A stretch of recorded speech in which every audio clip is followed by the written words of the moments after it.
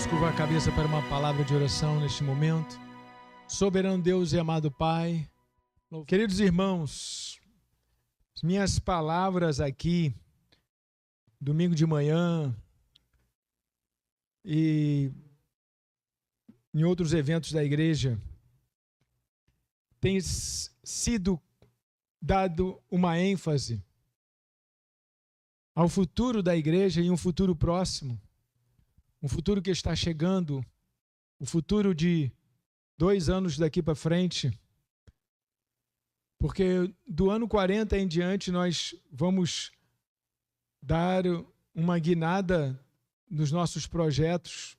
A gente já está fazendo isso, é que a gente é igual um navio, para fazer uma curva precisa de tempo e espaço. E a gente já está fazendo isso, no sentido de nos prepararmos para sermos uma igreja missionária que envia pessoas, envia vida para gerarem mais vidas. Não que achemos que a gente vai ser o único a fazer isso, já tem muita gente fazendo, mas é a chamada da igreja. A chamada da igreja é o ide. Ide por todo mundo e pregai o evangelho a toda criatura. Que todo mundo é esse? Todo mundo que você alcançar, todo mundo onde você puder chegar. Esse é o mundo. E a gente se prepara para isso. E se preparar para isso de uma forma específica, a gente precisa preparar a musculatura para isso. A gente precisa preparar, sabe aquela pessoa que vai fazer uma prova e tem que fazer 30 flexões para passar na prova. Só que você só faz 10. E você tem até o dia tal para estar fazendo as 30 flexões. Aí o que você faz? Começa tomando vitamina, se alimentando bem, dormindo cedo, fazendo tudo aquilo e tal. E treinando todo dia para saírem as 30 flexões. É assim que a gente se prepara. Porque tem uma prova. Nós estamos mais ou menos nesse caminho agora. A igreja daqui a 2 anos e alguns meses faz 40 anos, é um ponto de virada, e a gente tem que chegar lá pronto para isso. E pronto em essência. Então, por isso eu tenho trazido algumas palavras nesse sentido. A gente está fazendo a consagração com alguns grupos da igreja, depois do culto aqui. E eu trouxe hoje uma palavra no livro de Paulo escrevendo a Tito. Geralmente esse livro é lido para pessoas do ministério, pessoas que têm cargo na igreja, pessoas com liderança. Geralmente esse livro é lido nesse contexto. Porque ele fala dessas pessoas. Ele fala de pessoas qualificadas. Ele fala também de um problema que a igreja de Creta estava atravessando. Nós então vamos ler Tito no capítulo 1, do verso 5 em diante, por enquanto até o verso 9. Foi por esta causa que deixei você em Creta, está falando para Tito, para que pusesse em ordem as coisas restantes, bem como em cada cidade constituísse presbíteros, conforme prescrevia você.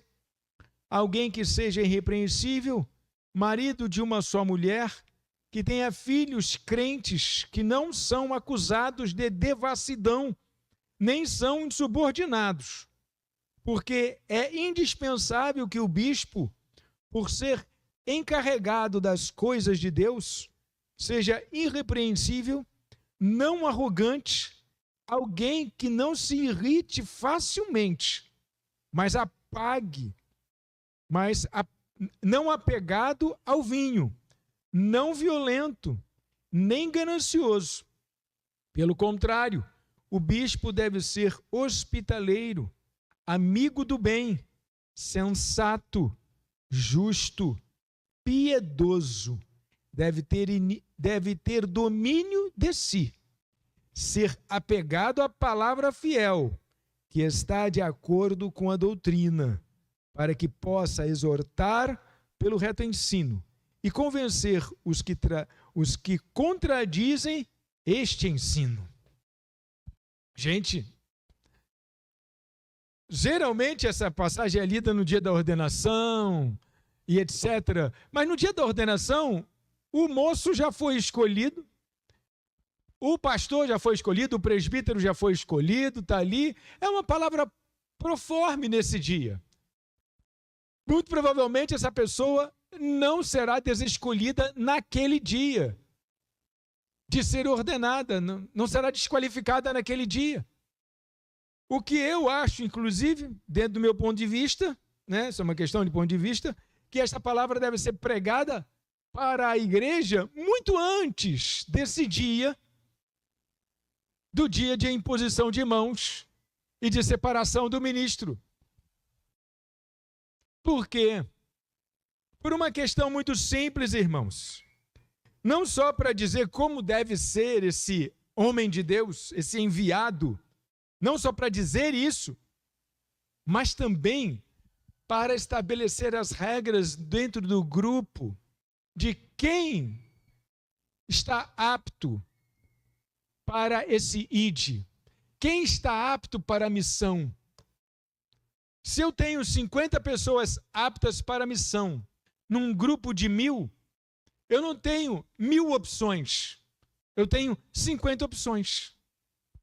Mas se eu tiver só 10 pessoas aptas num grupo de 1000, eu não tenho 1000 opções, eu tenho só 10 opções.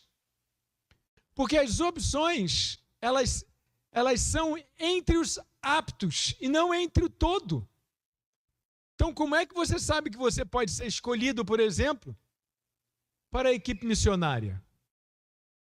Se você não sabe quais são os parâmetros da equipe missionária. Quais são as regras? O que é que se espera da equipe missionária? Porque uma outra coisa assim, muito infelizmente é assim, é senso comum entre nós, crentes, que uma pessoa que prega bem, deve ser dado a ela a oportunidade de pregar. Isso é um grave erro. Dar a oportunidade de pregar só para quem fala com fluência, com eloquência. Porque nem nessa lista, nem na lista que está em Timóteo, essas características são apontadas em primeiro lugar. Que pregue bem, que fala bem, que seja fluente. Essas características, as características que estão em primeiro lugar é ser marido de uma só esposa. Olha, ele vai citar várias coisas. Olha que, então no verso 9 que ele vai falar esse negócio que deve ser bom na palavra. Mas ele começa, alguém que seja irrepreensível, marido de uma só mulher, que tenha filhos crentes, e que não são acusados de devassidão, nem são insubordinados. O primeiro olhar é para a família da pessoa. Como anda essa casa? Como são seus filhos? Estão insubordinados? Bom, se são insubordinados, alguma coisa errada com essa família. Então, em primeiro lugar, se olha para a pessoa que existe ali. Ou seja, se você quer ser um missionário de Deus, para Deus, que vai estar à frente ou que vai estar no grupo apenas, você tem que pensar em quem você é dentro da sociedade, dentro da sua casa, dentro da sua família. Quem é você dentro da sua família? Porque Paulo falando para Tito, escolhe aí os presbíteros, escolha os presbíteros para a gente colocar naquele monte de igreja que a gente abriu lá em Creta. Mas olha, tem que ser gente de família, tá? Marido de uma só esposa, que tenha filhos no evangelho, bom pai. Não pode ser pai daqueles meninos tudo bicho solto, não. Que anda aprontando por aí, não. Simples assim. A equipe missionária, eu não conheço você, mas Deus conhece. E a pergunta que eu me faço hoje é: com quantas opções eu vou contar nesse dia em que vamos formar a equipe missionária? Com quantas opções eu vou contar? Não adianta a igreja ter 500 pessoas. Isso não diz nada. O que diz é que as pessoas têm que estar enquadradas nesses requisitos aqui.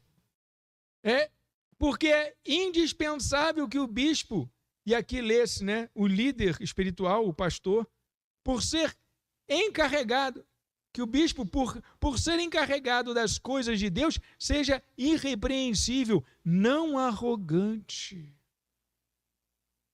Não pode ser besta. Não pode ser nariz em pé. Não pode achar que ele é o último biscoito do pacote. Tem que ser humilde.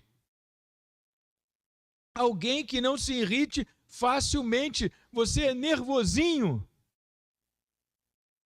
Paciência. Não vai poder estar na equipe missionária o nervosinho. Você pode ser aquela pessoa que se irrita sim, porque a irritabilidade, a ira, faz parte de uma emoção humana. Se você for injustiçado e ficar irado, não é um pecado. Você foi injustiçado. A ira é uma resposta. Agora, tem gente que explode every day. Todo dia. Está sempre assim. Vive nesse estado. Aí esse está reprovado. Porque um líder, um missionário, alguém para estar dentro de um grupo seleto desse, tem que ser uma pessoa pacífica, não apegado ao vinho, sem cogitação, que a gente não bebe, né? Mas nessa época aqui o pessoal bebia. Então aí não pode ser, não pode gostar. Não violento, nem ganancioso. Não violento, já falei, nem ganancioso. Não pode ter o olhar nas coisas materiais. Pelo contrário, o bispo deve ser hospitaleiro, amigo do bem, sensato, justo, piedoso. Deve ter domínio de si. Ser apegado, aí sim que ele vai ser apegado à palavra fiel. Ser apegado à palavra fiel que está de acordo com a doutrina. Outra coisa importante, tem uma doutrina na sua vida. Ser apegado à palavra fiel que está de acordo com a doutrina, para que possa exortar pelo reto ensino e convencer os que contradizem este ensino. O conhecimento deve ser para você motivar pessoas, animar pessoas, instruir pessoas, como também desfazer as confusões das cabeças das pessoas, como também ser aquele que ensina, traz esclarecimento. Você está errado. Você está errado porque na palavra não está escrito dessa forma, está escrito dessa outra forma. Isso é um pecado. E o problema aqui era um problema grave. Tito era um gentio, convertido. Mas essa igreja estava cheia de judeus. De judeus que ainda tinham muito ranço lá com a lei de Moisés. Traziam muito disso, isso era muito vivo para aquelas pessoas. E elas tentavam impor aquela tradição mosaica, que já havia caído por terra há muito tempo, nessa altura do campeonato aqui, dentro da família cristã. O convertido ao Cristo já era entendido como uma outra religião, eles já estavam, não se reuniam mais exatamente dentro de sinagogas, mas nas casas, eles já estavam separados, não é, desse grupo, mas havia muita gente dentro do grupo que insistia com uma tradição judaica. E o que era a tradição judaica, senão uma lei mal entendida ou intencionalmente entendida a favor de um grupo seleto. Era isso a lei judaica. Essas pessoas transformaram essa lei nisso. Tanto é que o Cristo veio, eu não vim para contrariar a lei, eu vim para cumprir a lei. O problema é que o que vocês fazem, vocês pensam que vocês estão cumprindo, mas vocês não estão cumprindo a lei, não. Eu vim para cumprir a lei. Agora vocês deturparam tudo, torceram tudo. E vocês pensam que vocês estão cumprindo a lei? Então traziam todas essas crendices para dentro do grupo. E esse líder tinha que ser não só o líder que ensina, mas o líder também que repreende.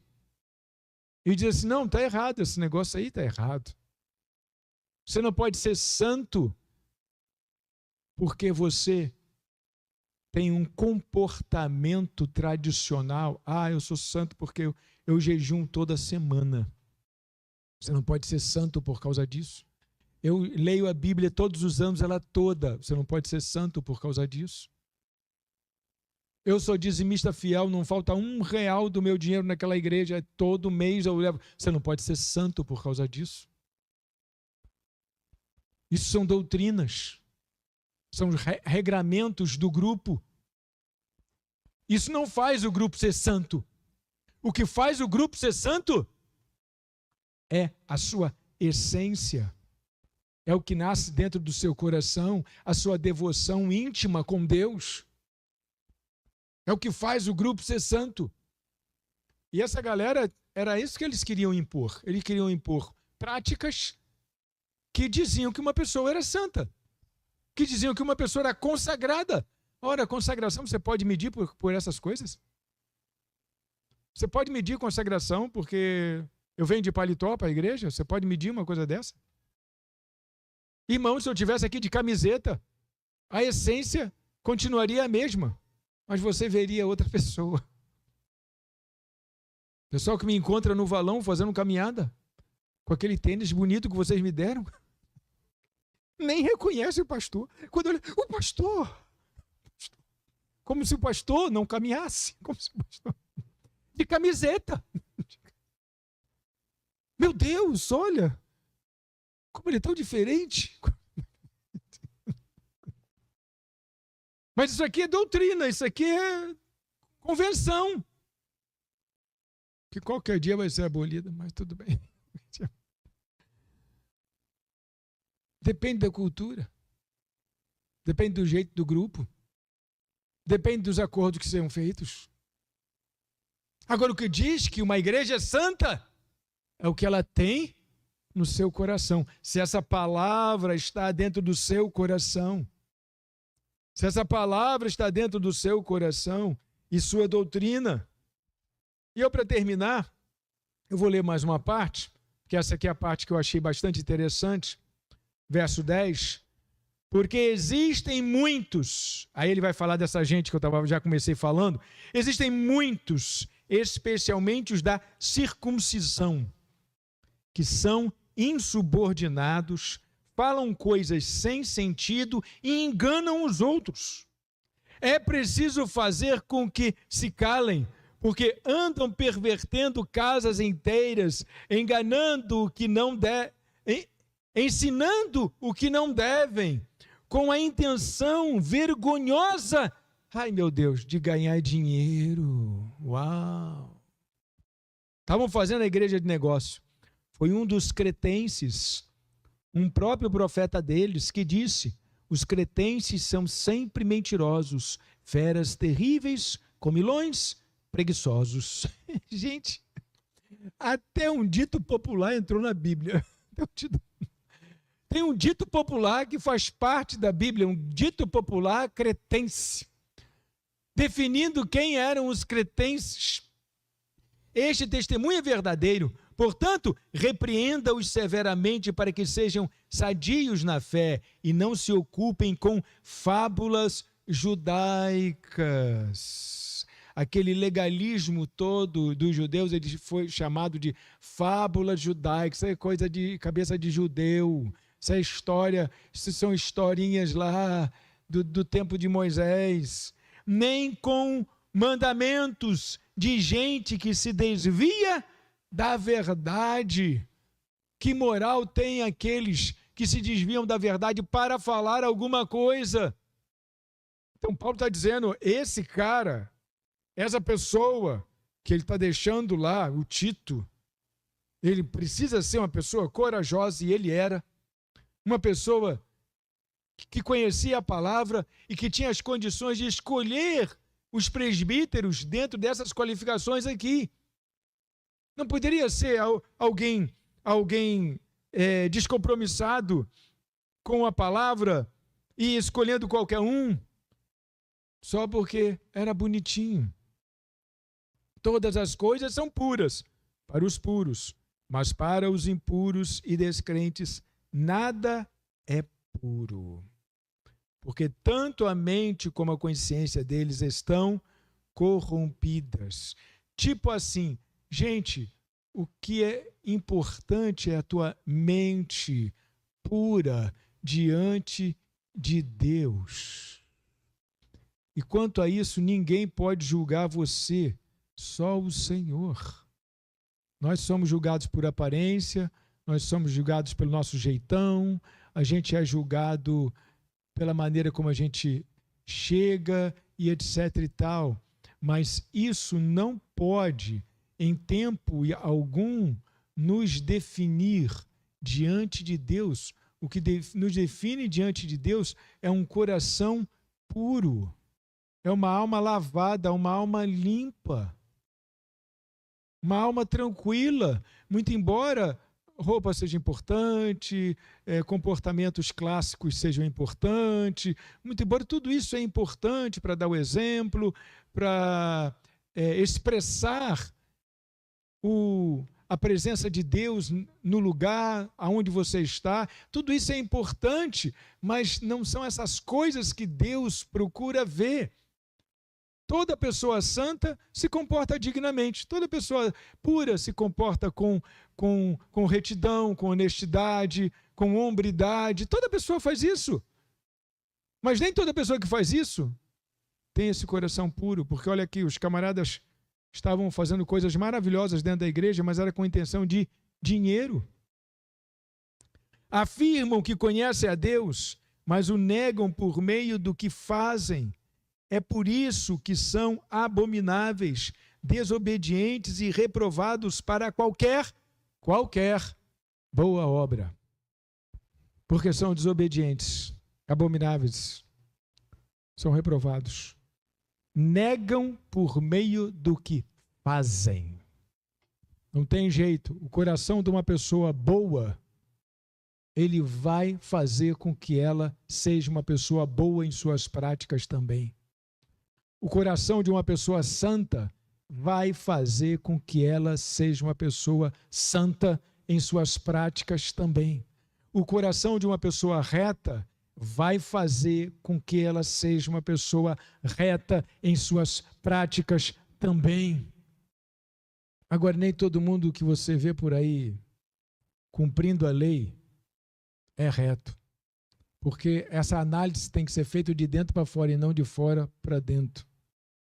Por exemplo, vou dizer para você, o Brasil é bem bagunçado, né? Com respeito às regras.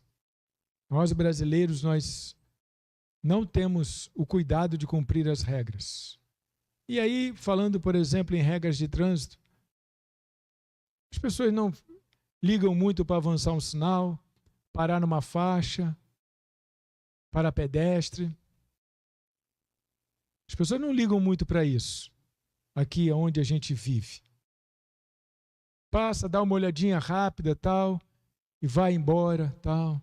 E aí parece que todo mundo é desordenado, desqualificado e etc e tal. Mas se você tirar esse brasileiro daqui e botar ele num país onde isso é um grave crime,